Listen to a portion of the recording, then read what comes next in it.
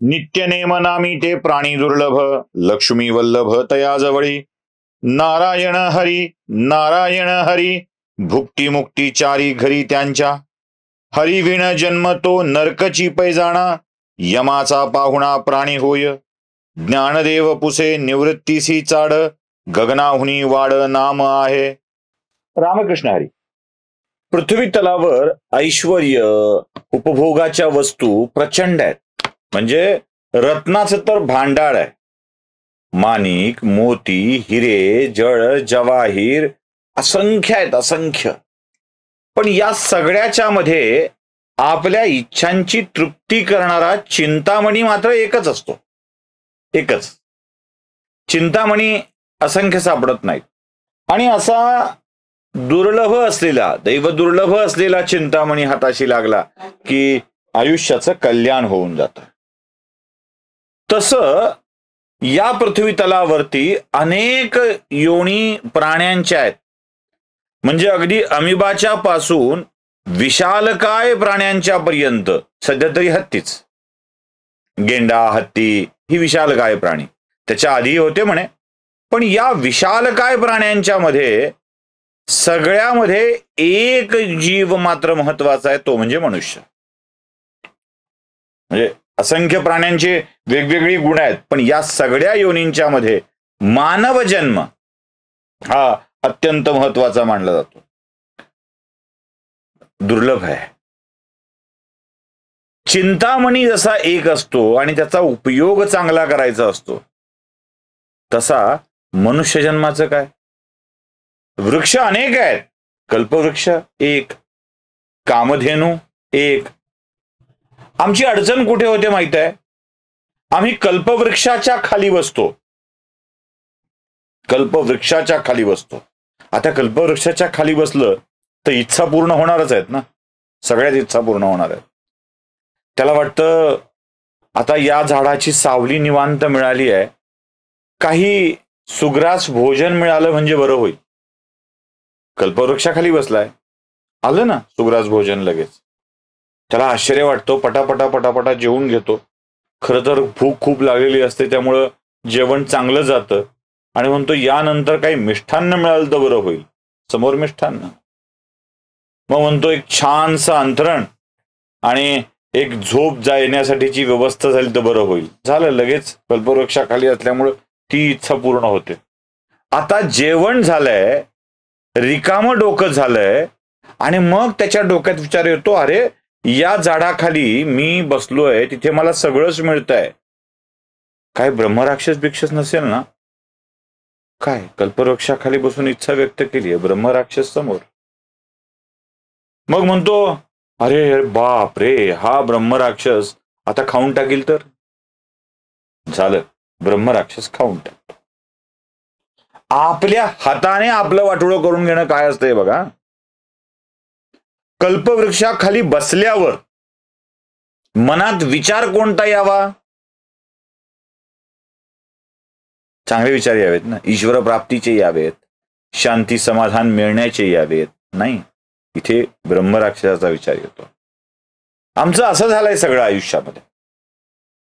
अनेक योनींच्या नंतर मिळणारा मानवी जन्म आम्हाला मिळाला खरा, पण त्या मानवी जन्माचा वापर कसा करायचा तेच कळलं नाही ना. मग उपयोग काय? उपयोग काय? तो वापर कसा करायचा हे शिकवतात माऊली. ते म्हणतात, हरिमुखे म्हणा, हरिमुखे म्हणा, पुण्याची गणना कोण करी. कितीही भाग झाले ना माझ्या हरिपाठाचे, कितीही. म्हणजे आतापर्यंत 60-62 वर आपण आलो. अजून जरी पुढे गेलो आणि एकच विषय मांडत राहिलो तरीही त्याचा सार एकच आहे. नामस्मरण, नामस्मरण, नामस्मरण. नाम स्मरण, सतत स्मरण. नुसतं नाम नाही, नाम स्मरण आणि सतत स्मरण हे घडलंच पाहिजे. तीच तर संतांची लक्षणं आहेत. तीच तर संतांची लक्षणं आहेत. संत कसा असतो? घड्याळ बघितलाय? हातातलं घड्याळ, भिंतीवरचं घड्याळ जरा बघा. सारखं चालू असतं. मिनिट काटा फिरत असतो. एक चक्कर झाली की सेकंद काटा फिरत असतो. सेकंद काटा फिरला की मग हळूच मिनिट काटा पुढे सरकतो, मिनिट काट्याने चक्कर पूर्ण केली की तास काटा पुढे सरकतो. त्या घड्याळातली कोणती ना कोणती गोष्ट सतत फिरत असते, चालत असते, सतत, अखंड. एकही क्षणाची, सेकंदाची, सेकंदाच्या काही भागाची, म्हणजे घड्याळ दिसतं ते पुढे असतं, त्याच्या मागच्या मशीनला कधी काढून बघा, त्यातली मशीन तर एका सेकंदाच्या कितवा भाग फिरत असेल, गर गर गर गर गर गर गर, माहित नाही, फिरतं, सतत फिरत असतं. जसं घड्याळ सतत फिरत असतं तसं आमचा नामजप सतत चालू असला पाहिजे. घटिका गेली, पळे गेली, तास वाजे ठणाणा. घटिका चालल्यात, पळे निघून चालली आहेत, तास निघून चालली आहेत, रामकारे म्हणाना. नामजप कोण करणार आहे? हे बोलता बोलता जो काळ गेलाय, तुम्ही ऐकता ऐकता जो काळ गेलाय, तो परत येणार आहे? नाही. म्हणजे हे ऐकण्यासाठी तुम्ही घातलेली 7, 8, 9 मिनिटं ही तुमच्या आयुष्यात परत येणार आहेत? नाही येणार आहेत, ती गेली. मग हा काळ घालत असताना नामस्मरण झालंय का आमच्या मनामध्ये? नाही झालेलं. मग काय उपयोग आहे? संत तो जो घड्याळाप्रमाणे अखंड, अविरत, सतत नामजप करत असतो. हो, किती योनी आहेत, या सगळ्या योनींच्या मधून देवानी आपल्याला मनुष्य जन्मासाठी निर्मिलंय. आम्हाला मनुष्य जन्म मिळालाय आणि आम्ही मात्र आमची ही मनुष्य योनी वाया घालतो आहोत. संत ही वाया घालत नाहीत, सतत नामस्मरणात असतात. आपण ही तेच करू शकतो ना? सामान्य माणूस बघा, आपल्या अपकीर्तीला घाबरतो, कृतीला नाही घाबरत.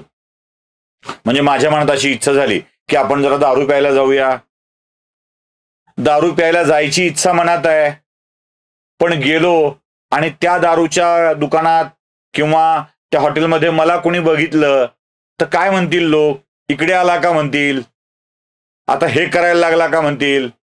अपकीर्तीला घाबरतोय. संत अपकीर्तीला नाहीत घाबरत, त्यांना ते असल्या काही गोष्टीचं नाही.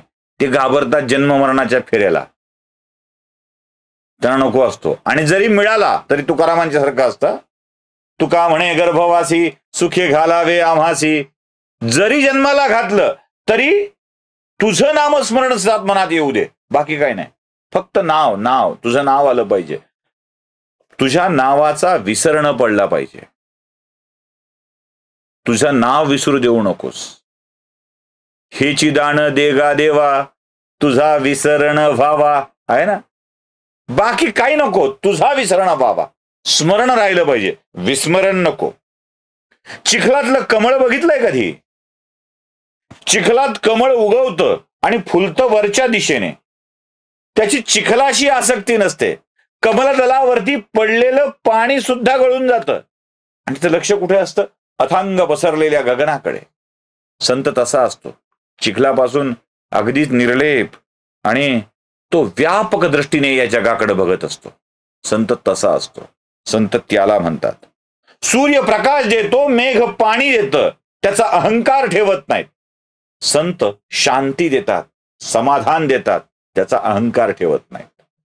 वारा, नदी कोणताही विचार न करता सर्वांना सुखी करत जाते.